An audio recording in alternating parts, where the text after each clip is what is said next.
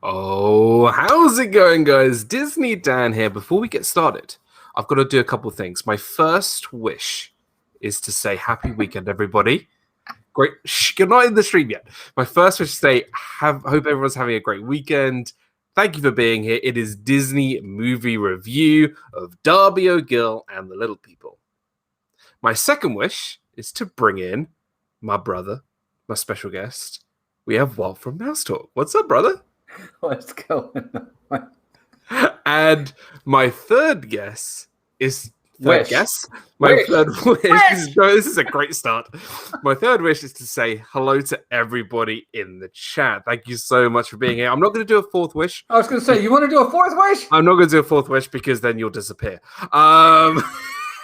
Then you lose them all. Then know, you lose right? the first three. So yeah, the first three, exactly. Welcome in, everybody. Thank you so much for being here. We are back. Disney movie review of Darby O'Gill and the Little People. Now, before we get started, let's just say hello to everybody in the chat. First up, we have Hannah Waghorn. Thank you so much for being here, Hannah. Really appreciate it. Can't wait for tonight's review. Been moving all day and ready for a new job. Congratulations. So I'll have to watch this movie after the review. Well, let me tell you, I think you're going to have a good time watching this after the review. My buddy James Ryan, what is up, my brother? Live from London. It's Sunday night. That's Sunday night. Yeah, I know it's Sunday night. Great to see you, James. Hope you're doing well. Sai, hello everyone. Hello all, one and all. Sorry, I won't stick around too long. It's way past my bedtime, but wanted to say hi to everybody. Sai, thank you so much for being here. I really do appreciate it. And hope you had a lovely weekend too. My Captain Akram, what is up, my brother? Good to see you. Debbie Bernveld is here, and Catherine Wilby is here. Samantha Lowe, what is up, Samantha? Great to see you. Welcome in, everybody. Thank you for being here. Darby O'Gill and the Little People. Now, it's been a while since we've done one of these, Walt, because obviously we've had conflicting schedules, and it's been great because it's given us a bit of time to watch this movie. I'm not gonna lie to you. When I picked this out the pot, I was like, oh, really? Like, we have to watch like a really old classic. We only just did Escape from Witch Mountain. We have to watch another old classic movie. But my opinion has vastly changed now since seeing this movie, and I'm very excited to talk about it. And this week, it was on Wednesday, was the first time I've ever seen Darby O'Gill and the Little People. Now, for you, sir, well, let me just. Can I ask something? What was the first thing you watched when you got Disney Plus? First thing I watched when I got Disney Plus was Darby O'Gill and the Little People. Not Avengers Endgame, not Steamboat Willie, not you know, just. Darby O'Gill. Melissa, welcome in, Melissa. Thank you for being here. Darby O'Gill. It was the first thing I watched. Sat down that night and watched it. And let me just say, for the good of all Cree. For the good of all Cree. We got to get that out of the way. Look, if we don't do that, somebody's going to put the come hither on us. I know. And we don't want that. No, we don't. We got to make sure that. Look, I make no bones about it. Disney Plus has only been out, a little over a year, coming up on 2 years. For you. I've watched this 3 times. Oh my gosh. Okay. You were probably the only one in the world who watched this movie on opening day. I doubt it. I seriously doubt it. I think we're going to get into it a lot now. We're talking about the characters. James Bond's in this movie, gang. When I got Disney Plus, I watched Swiss Family Robinsons as James Ryan. It's not just about James, that was one of my first 5 or 6 that I watched. I'm with you. Sai says, does anyone have a spare liver for me? Earlier, she said that she had so much alcohol this weekend, it probably should be illegal. Right. Context. That's good. Simba 2, what is up, Matt? Good to see you. Thank you for being here. It looks like he's tired too. Welcome in. Melissa, fighting a migraine today, but doing okay. Well, Melissa, I hope you feel a little bit better. But we watched Darby O'Gill and the Little People. Now, I want to ask you 2 questions. Mm-hmm. As a whole, in your whole lifetime, how many times do you think you've watched this movie? Well, I like that, probably 5 though. 2 probably before Disney Plus, because availability, access to it. Right. It's such an obscure, unique movie. It's very hard to get a hold of. Yeah. And to be honest, it's really not that popular, I don't think. No. But it is a Disney classic. So yeah, probably just 5, I think. Since it came out 1959, folks. My dad was 15 years old when this movie came out. That shows you how old this movie is. My father was 15. My dad was 4. Yep. See? Hannah says her thing.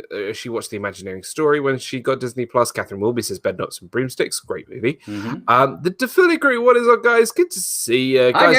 If you haven't checked out the Defiligree, please go do so. They are absolutely wonderful. Check those guys out. Endgame says Sigh. 1950. Matt, you're killing me. What's Matthew said? He said, I wasn't tired until I tried to watch this movie. Matt, you're killing me, dude. Oh, gosh. Oh my God. By the way, I just want to say, before I get to my second question, I am under strict rules. Yesterday, when Walt was on Fiasco, he said behind the scenes, he said, if you say anything negative, this will be like the end of our friendship. Oh, I said I'd put the come hither on him. And that's kind of, for those who don't know, the come hither is, I had to kind of look it up myself. It's kind of a way to put like a spell on you. That's what it is, a binding spell on you. Like Hocus and they say it, look, let me just say right off the bat, one of the things I really like about this movie is the way they talk in this movie. Not the accent. The accent is what it is. I get it. It's how that people don't talk like this anymore. No. They don't. I love it. I absolutely loved it. People just don't talk like that anymore. I'm going to put the come hither on you. I know. I'm already terrified, especially how angry you got yesterday with the golden statues. But anyway, what is up, RobFuz? My brother, Rob. My partner channel. Great to see you. Rob was on my channel yesterday with Walt and I doing Fiasco. It was great fun. Guys, if you haven't checked out Rob, please go do so. My other question was, when was the first time you watched Darby or Gill? I was probably a kid. Right. It was probably in the 70s. I was probably like 7 or 8 years old. So you've grown up with the movie. Yeah, it was probably on the wonderful. Right. Yeah, it was on the Wonderful World of Disney. I'm sure at some point when I was a kid in the 70s on Sunday night, and I watched it. Sure. I'm sure that's. I can't say specifically. Yeah, it was a Sunday night, August 25th, 1976. Daniel, it was 9 p.m. No, it was I was a kid for sure. I know I was under the age of 10. Sai says, apparently if you like Disney and like movies, but really, really like Disney movies and really, really, really like Disney movie reviews, this is the place to be. Bop the like and subscribe. You know what? I love that. I love that. That's great. Right. So how we do this thing, we're going to go through the movie. We're going to discuss the movie. And then we are going to discuss our review later in the show. And then we will pull the next movie out the box to watch next week. Right, here we go. 1959. We get introduced to Bond himself, Sean Connery, in this film. Very, very young Sean Connery.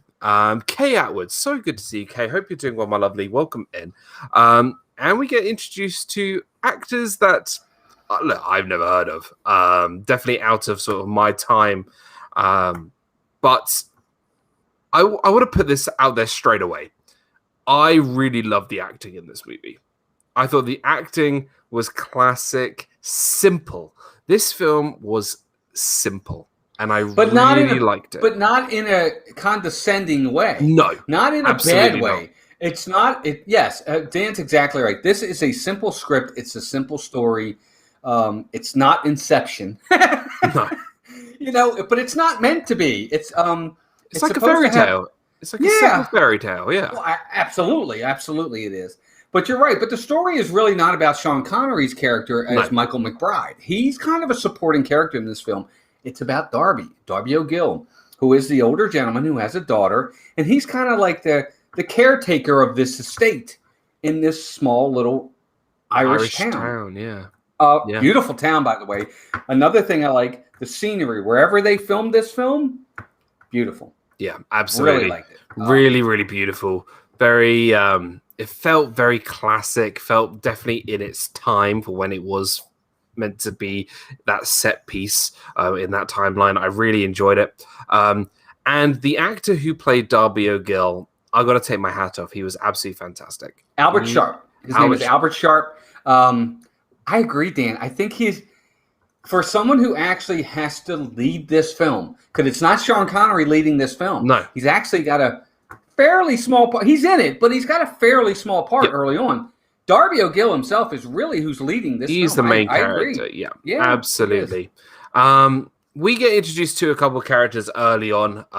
We meet sort of almost like two families. We've got the O'Gills, and then we have sort of this other sort of antagonist family. Like they're harmless, but they've got sort of the big brute guy. That's Pony. Pony, and his mom is Sheila. That's it. Keith, welcome in, BDF. Good to see you, buddy. Welcome in. But just so everybody knows, Darby's got a daughter named Katie O'Gill, who, by the way, I'm not going to lie, she's a good-looking woman.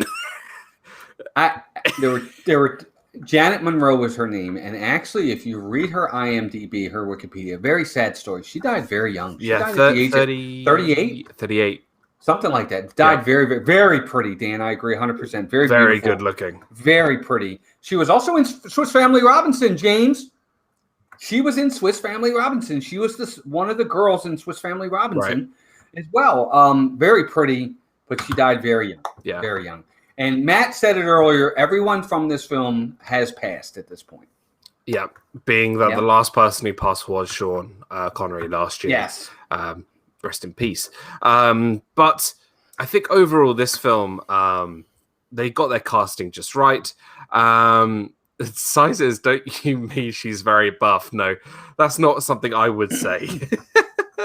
Bearing in mind, I don't say that.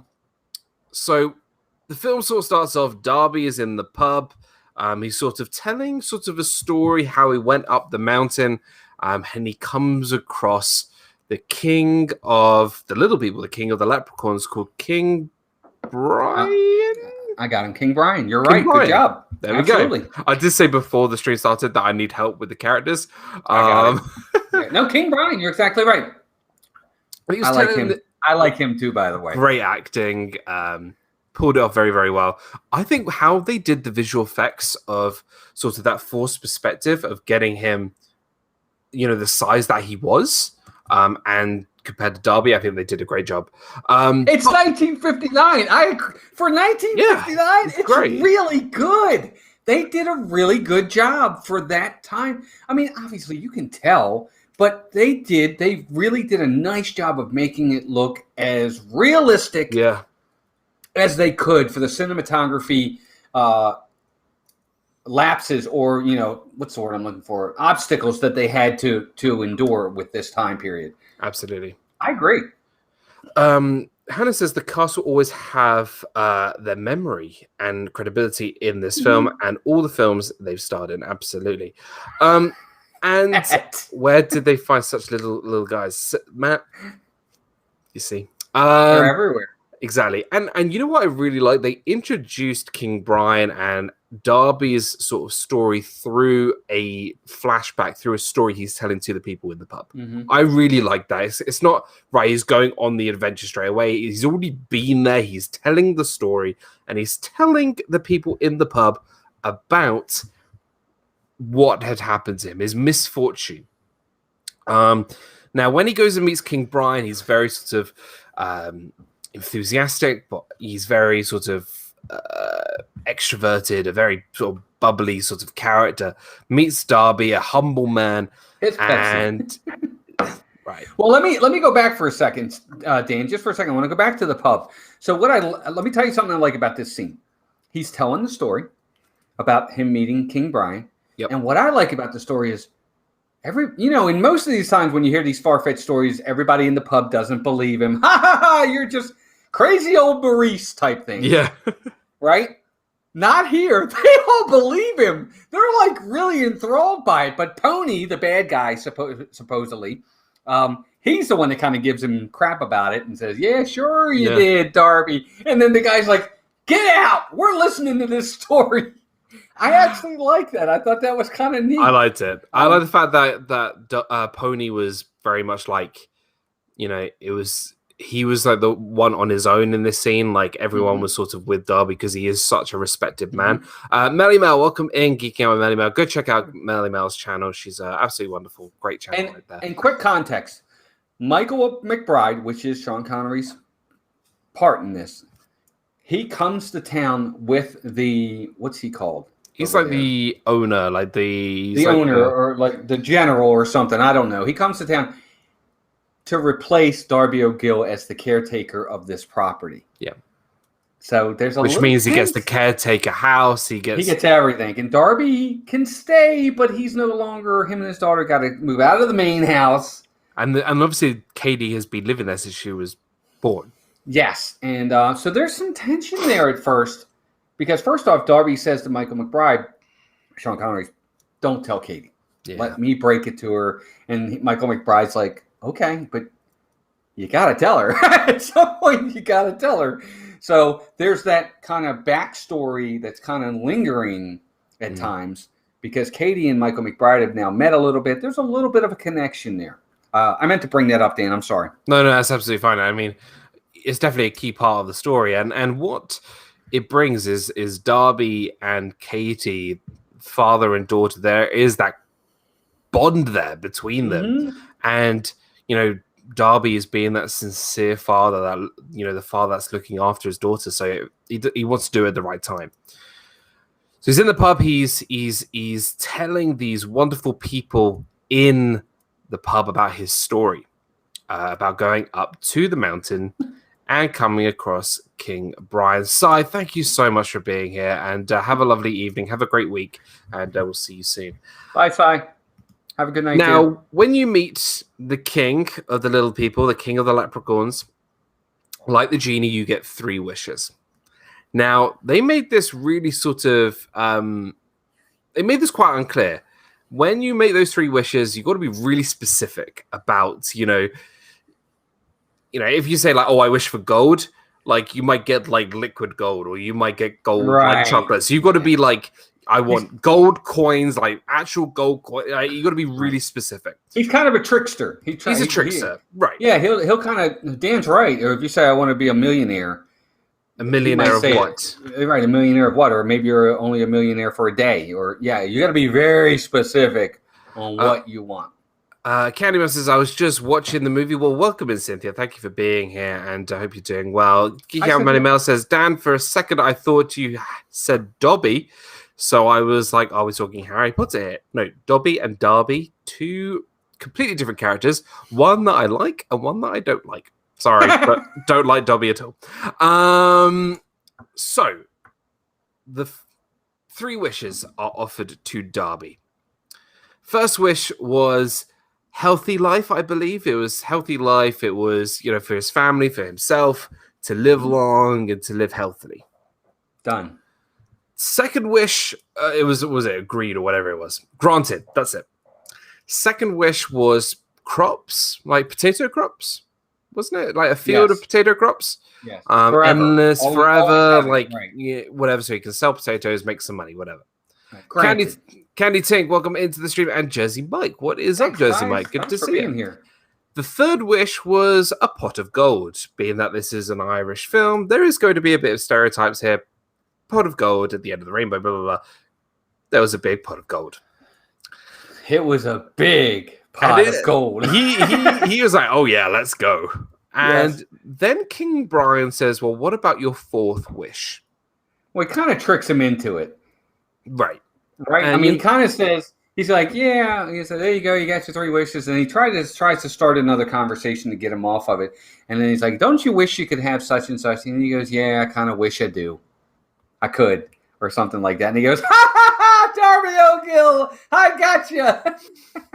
And that was his 4th wish. And when you wish 4 wishes, you lose everything. Yeah. It's like learning to take your money off the table in like poker or something. You got to learn when to stop. Yeah.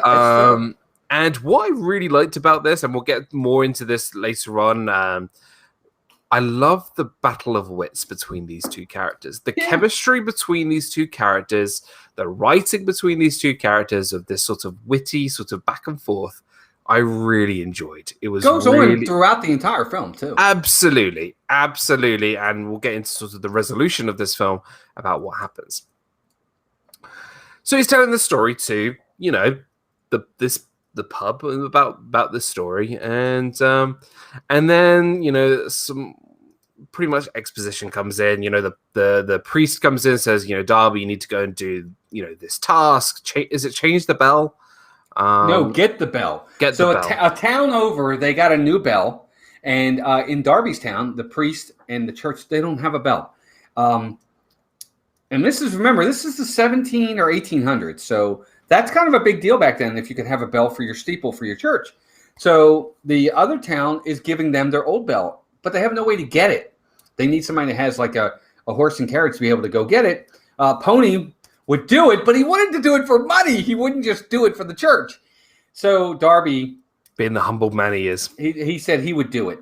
I got to kind of go back for a second because remember, Darby had already met a long time ago King Brian. That was the story he's telling.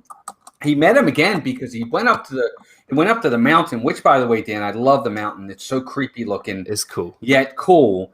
To get his horse. His horse got out of the stable. He was chasing the horse, and he fell into the well. Well, the well leads to where the little people live. That's where they live. And remember, too, once you're there, there's no going. You can't leave. You can't leave. And then that's when another battle of the wits happens to get Darby out. So we're kind of all over the place. I'm sorry. Well, I really like sort of Darby going into sort of this leprechaun realm. I've really enjoyed him playing the Stradivarius with all the little people dancing and going on their horses and sort of that exchange with King Brian. I really enjoyed sort of their interaction here. And it's about sort of getting them out, and eventually he does. He gets out. He gets out. And I like sort of this reverse, because as soon as Darby gets out, Darby traps King Brian in a bag. He tricks him. He tricks him into being into this sort of like shed barn kind of area. And their magic, the little people magic, doesn't work when it's daylight. So right, yeah, explain that. Right, because they both go together to the barn and they start drinking. They drink a lot. They drink a lot. Yeah, they drink a lot. So they're drinking and they're talking about this and they're having fun and they're celebrating this, celebrating that, and a reason to toast all night long. And the next thing you know, it's the next morning. Well, the leprechauns can't be out during the day. They lose their power. And what I noticed was Darby wasn't really drinking. Right. He was pretty much giving all the, whatever it was, whether it was beer or Guinness or whatever it is, to the king. And you could tell, like, you know, he was stumbling. He was completely drunk. Yeah. And it was all sort of a plan by Darby to keep King Brian in the daytime so he can sort of, you know, convince him and trick him. And I do enjoy this. I do enjoy the Battle of Wits here. Absolutely. So because the king tries to get away. He tries to jump through the door, which at night he would easily be able to do. And he hits the door. He's got nowhere to go. And Darby traps him in a bag. Cynthia says, I enjoyed the music. I will say this. I really love the music in this film. Yeah. I really enjoyed the music. I think the music was almost a character in itself in the film. So they put King Brian in the bag. And what I find really funny is that, we'll get more into this, is that only Darby can see King Brian, because when he tries to show, he takes him back to the pub to show everybody. He tries to take, you know, he was like giving him a drink, and he would throw the cup back up, and you know, he's like a special, you know, it was pretty, but only Darby could see him. He was like a bunny for everyone else. Well, let me ask you this. Well, I guess. I was going to say, well, first off, I like Candy Thing says, when I was little, I thought Darby was the name of the king. I totally get that. Yep. I will say this. At first, I thought the king was doing it on purpose. Wouldn't let people see him. But you're right. It was the daytime, so I don't know that he really had any power. You're right. He probably was the only one that could actually see him, whether he wanted to or not. Yeah, Melissa kept singing the "She's my one, my darling one," and then we were singing that all day Friday when we watched it. It was fun. Their chemistry was great with Katie and Michael. And Michael is trying to be really subtle about sort of taking everything over. He's trying to sort of give those signs to Katie that is her father is getting old, and he wants to keep them around and look after them and just help him. And which I think what Michael is trying to do really, really well. They had a really great sort of almost like a love song together. Mm-hmm. And then Pony was around the corner, and it turns into a bit of a scuffle. But yeah, I think the chemistry between those two it was really good. It was really good. Right, and the whole point of Pony's family is Pony's mom, Sheila, wanted him to be the person that... No, I didn't like her either. She wanted Pony to be the one that takes over as the caretaker, not Michael McBride, because she goes up to the general or whatever he's called and says, "Oh, my son's a strapping young man. He could do the job." And of course, he's like, "I already got somebody. Thanks." But so there's this kind of animosity between Pony's family and Darby O'Gill's family, but it's all about just having the job and having the stature in the town. Absolutely. And that's kind of what it is. But again, remember, this whole time, Darby has not told Katie that Michael is taking over. So a letter comes to town, and the post woman there actually shows Sheila, Pony's mom, the letter about Michael taking over. So she strategically takes it and puts it where Katie can find it, planting the seeds of animosity or doubt, whatever you want to call it. And she does. She sees it. And yes, Candy Mom, he kind of did remind me of Gaston. Absolutely. I agree. So she reads the letter and then finally realizes, and then she's mad at Michael. Kind of, I get it, but I don't get it because he didn't tell her. She's like, "Why didn't you tell me?" And so you're just going to run us out of town. You're going to put us out on the street. And Michael's like, "No, I want you to stay." Yeah. But there's the trust issue now. He never told her, but it's because Darby said he was going to tell her. Yeah. So absolutely.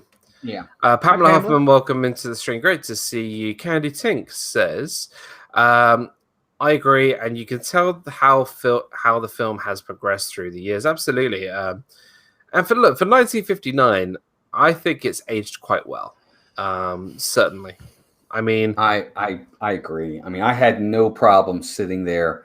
I mean, we'll get to our letter grades in a little bit. I think everybody has an idea of where I'm going to go with mine, but it's like it was like over. I was like, yeah, we're done.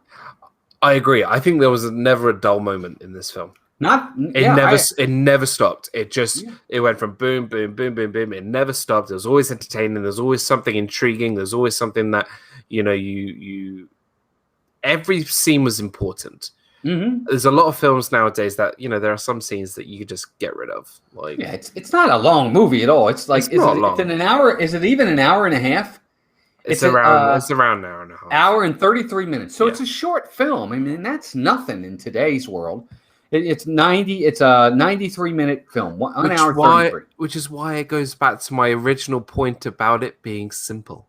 It is beautifully simple. It's a simple story.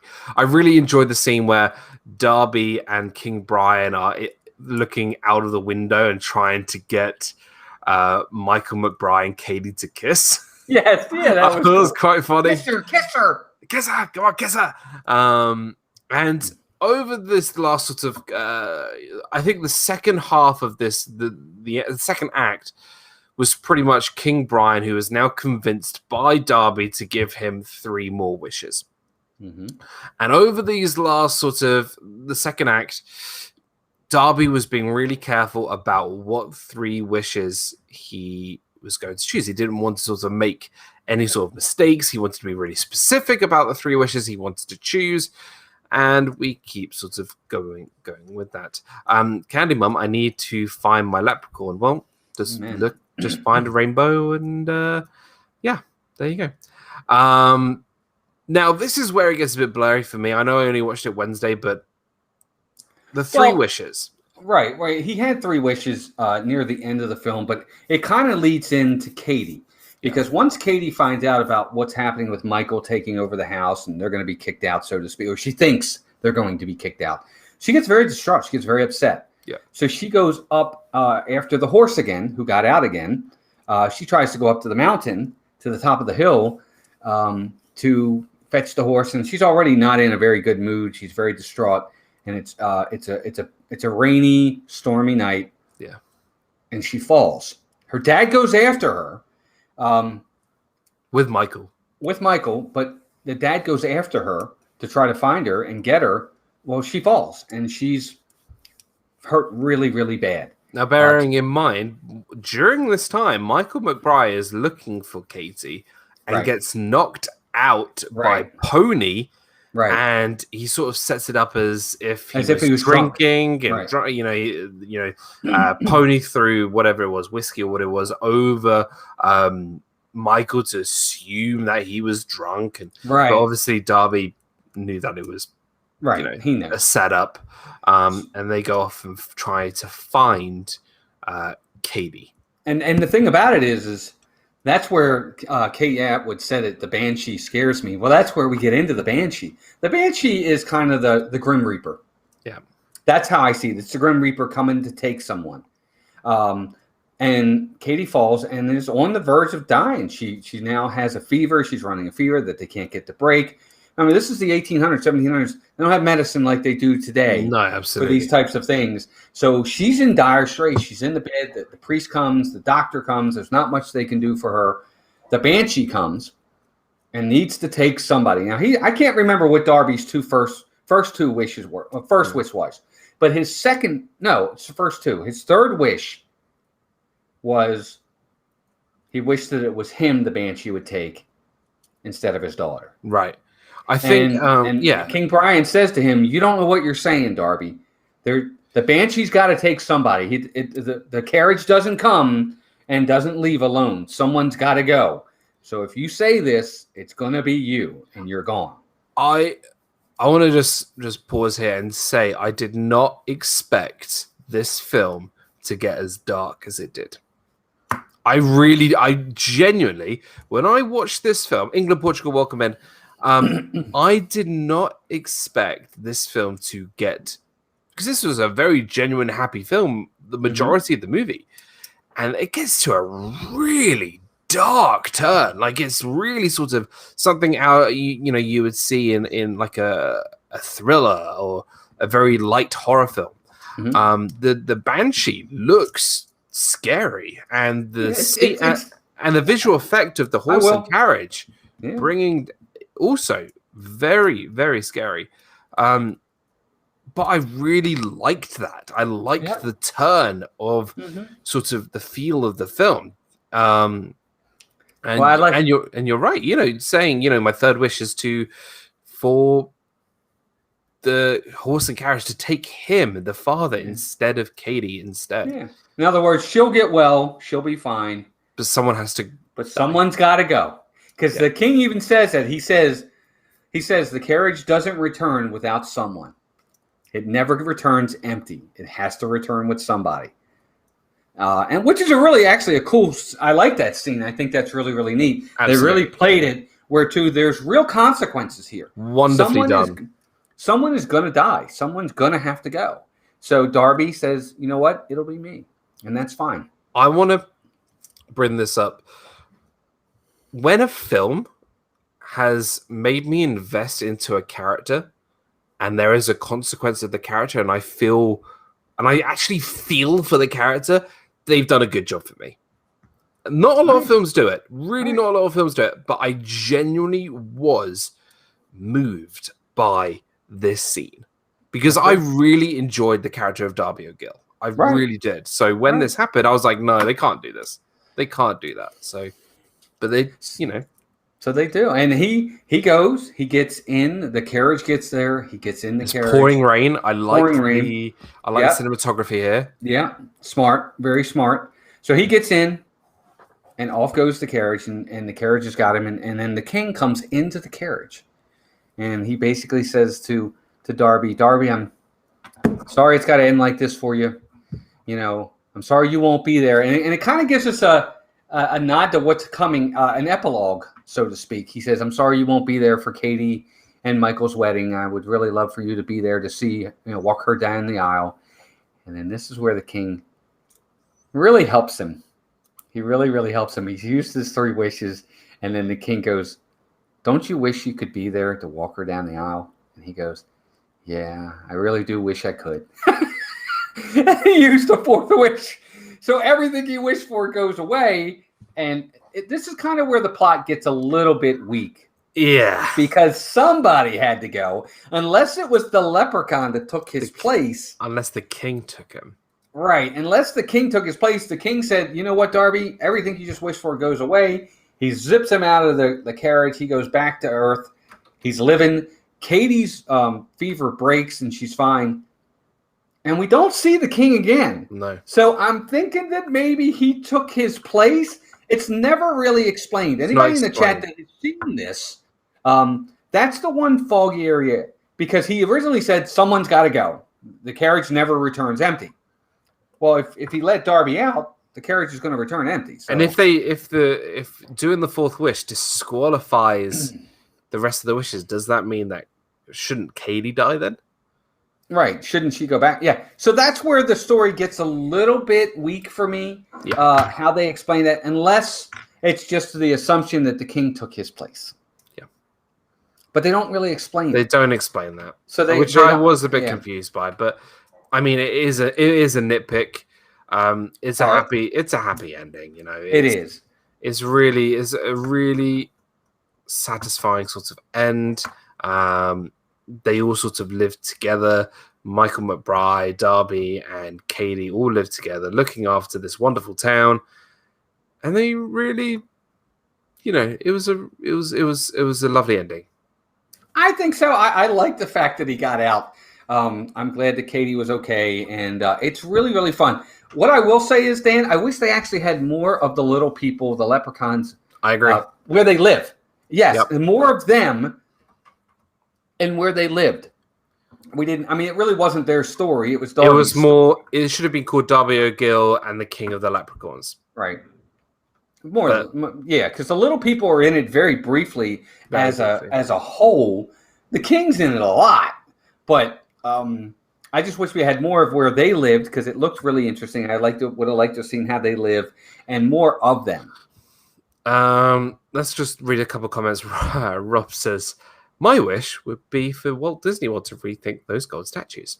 I agree. Kenny Tank is just replying where you can find the movie. It is on Disney Plus. See, when he gets out, I'm like, what now? Well, how does he survive the fall? I don't know. Kay Howard, but if all the wishes were turned back, Katie wouldn't have gone to the mountains. That is the way I saw it. I think that's where the plot and the story is a little weak. It's not as they didn't quite shore that up. Yeah. But to me, it wasn't a big enough.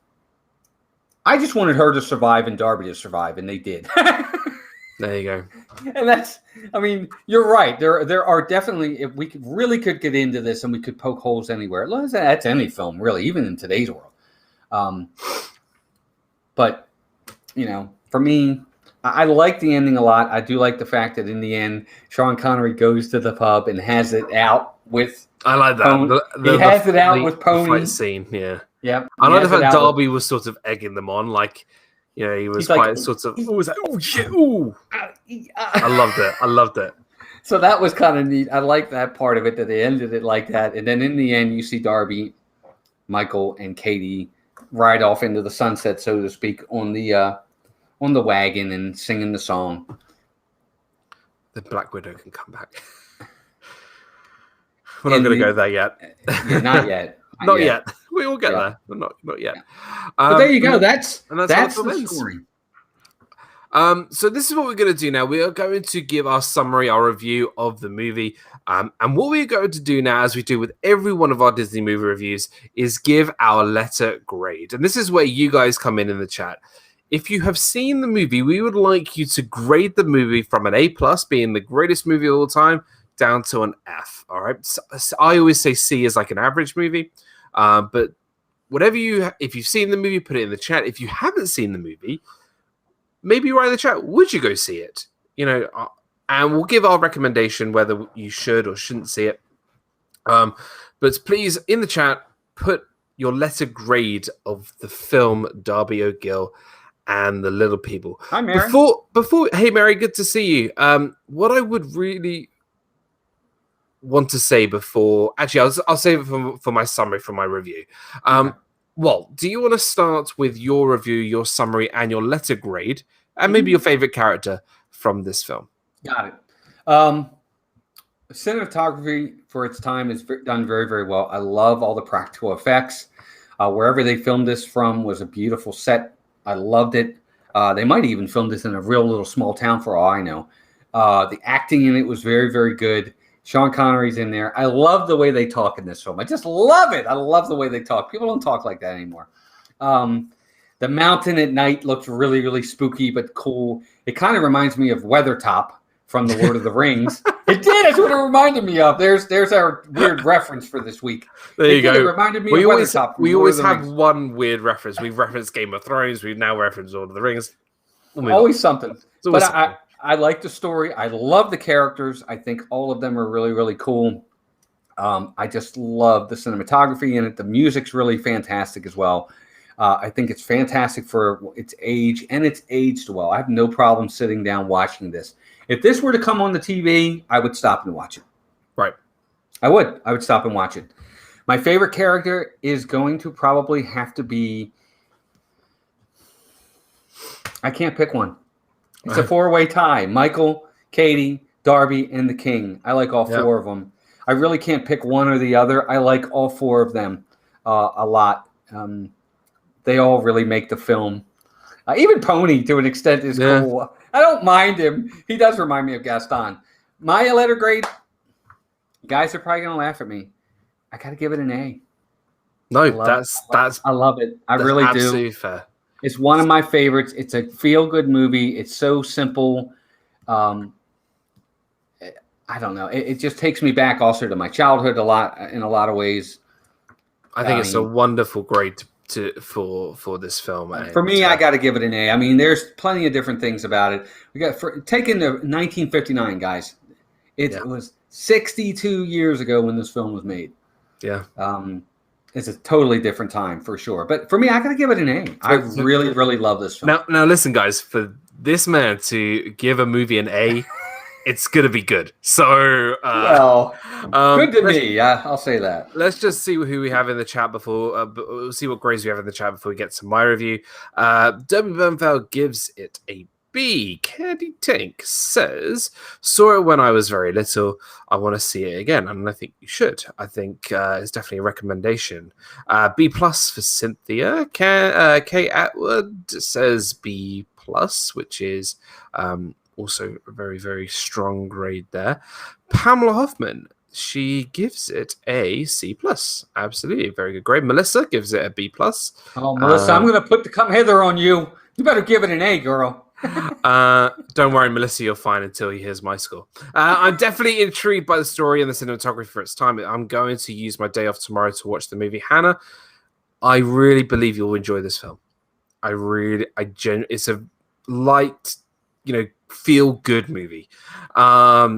James Ryan, this is a fun A minus, perhaps influenced my Irish heritage. Definitely. I think that's a really wonderful comparison and good review there. My buddy Rob, in the 70s, a B. In 2021, a C minus. Fair enough. I mean, that's absolutely fair. If that's the opinion. I like the King, says Matt from Simba 2. Let me bring the rest of the comment up on the screen so everyone can see it. There we go. Because it's rare that I'm taller than the other guy. There you go. Wow, I'm going to rewatch it. If Walt gives it an A, says Rob. Fine, an A, says Melissa. B minus from Simba. Right, I'm going to give my review. I I want to say this straight up. This is what I love about the show. The show that we do together, this is the perfect example of the purpose of this show. When, like I said at the start of the stream, when I picked this film, I was like, oh, really? I really enjoyed this movie. I would have picked this in a million years. I could have thought of 100 different golden statue Disney movies over Darby O'Gill and the Little People. I really enjoyed this. And this is the whole point of the show, because you would find films that you never thought you would ever watch and really came out with a great review. I really enjoyed this film. Would I watch this film again? Yeah. I wouldn't say I'm rushing back to go see it again, but I would definitely, in the next maybe 5 years, stick it on again. Or maybe in the next 10 years, stick it on again. I enjoyed the acting. I enjoyed the writing. I enjoyed the cinematography. I enjoyed the music. For 1959, I think it did an absolutely fantastic job. I really enjoyed this film a lot. Now, my letter grade, I only give this grade, I would put it higher. But I think for me, where I stand for me, it's fair. I gave Darby O'Gill a B. That's great. B's good. I really enjoyed this film. For me to get anywhere near an A, you've got to blow my mind. B for me is a great movie. I would say it's a good to great movie. Right, and it all comes down to how you see films. For me, it's just got to be something that I thoroughly enjoy. Yeah. And there's different movies that I thoroughly, like I said, we've referenced Inception before. I thoroughly enjoy Inception, but it's a different type of enjoyment. Completely. It's a much more complex. That's a much more complex story, emotional, action-packed. I enjoy this because of the simplicity of it. Yeah. I was going to say the simplicity of this film. Yeah. So it's a different type. For me, it's a matter of enjoyment. I get what you're saying, Dan. And B is still a fantastic grade. I think that's great. I think I think you can agree, on behalf of both of us, I couldn't recommend this film anymore. If people haven't seen this movie, I want people to go see this. I think you should. Well, we say that all the time anyway. You should see all of these. But we do recommend you see this one. I think you'll enjoy it, folks. I'm not saying you're going to give it an A like I did, but I think this one is a fun film. James Rye's making me feel bad. After all that talk about investing in the character, you could not muster a B+. Sheesh. I agree. Hey, look, I was more invested in Tony Stark in the snap than I was Darby O'Gill. But Darby O'Gill did, but Tony Stark in the snap took 10 years to do.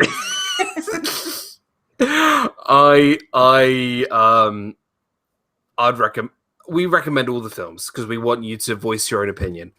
But I think we can highly recommend this film for sure. I think so. I think you'll like it. I think you'll like it. I do. I love it. I do. I love it. Yeah. I think it's not an A+. I just knocked out my earpiece. It's not an A+. Of course not. But it's a fun film that's got a lot of cool things about it. It has heart. Yeah, a lot of it too. It's not even this movie. It is all the movies from the 60s and 70s. I just can't get into them anymore. It is sad. There's some great 60s and 70s movies. Well, Rob, you don't have to worry about that because this one was 1959. So that's not the 60s and 70s. Says the one who's self-proclaimed king of retro. I know, right? What's up with that, dude? Oh, I love that guy. Right. It is time. Well, firstly, Darby O'Gill is in the books. Great watch. We are now going to pull next week's movie. Now, of course, it's on my channel, so here we go. Now, here's the thing. The last two movies we've watched have been classic films. Escape from Witch Mountain and Darby O'Gill of the Little People. I would love like an animated film or something a little bit more modern. Now, next week, the review will be on Walt's channel. Not my channel, Walt's channel. So please, if you want to get ready for the next episode, go check out Walt's channel, subscribe to him. I'm sure everyone here is subscribed to Walt, but please make sure you do. And watch this movie we're about to pick during this week. We need some drum rolls in the chat, by the way. A couple things real fast. Before you pick that. First thing, Matt. Yes, this film is colorized.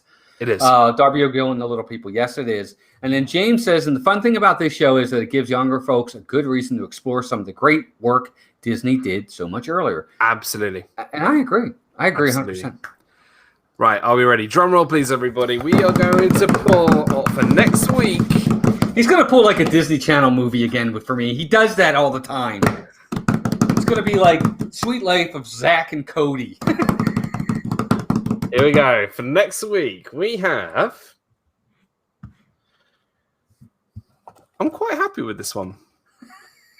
No, genuinely, because I've been wanting to see this film for a long time. And it is out only... I think actually, no, there's two. This is one of two Disney nature films that is in the box. Is this Oceans?